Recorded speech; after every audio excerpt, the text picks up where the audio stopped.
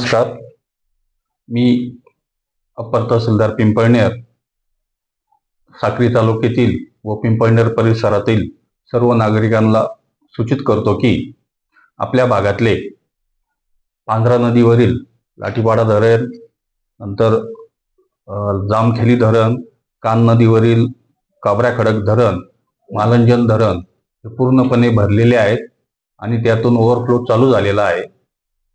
तर नदीकाठच्या लोकांनी सुरक्षित ठिकाणी, ज्यांचे अतिक्रमण असेल किंवा नदीच्या कडेला घर असेल, त्यांनी सुरक्षित ठिकाणी जावे. कुठली आपत्ती येऊ नये या दृष्टीने रात्री बेरात्री कुणी नदीकाठच्या बाजूला फिरू नये याप्रमाणे सर्वांनी दक्षता घ्यावी.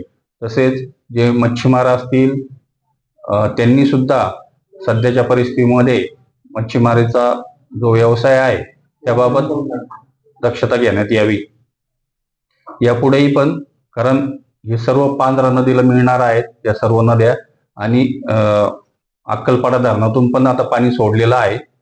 खाली भविष्यात पण प्रॉब्लेम येणार आहे आणि आपल्याकडे पावसाचा जोर जास्त असल्यामुळे आपल्याकडे परिस्थिती बिकट आहे.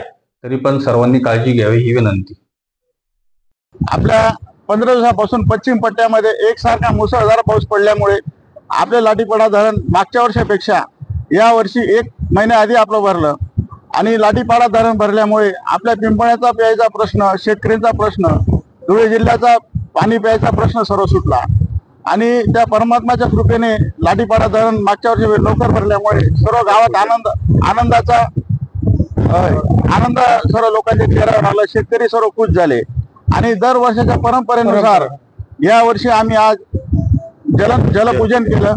एवढं बोलून 24:30 जलपूजन केलं.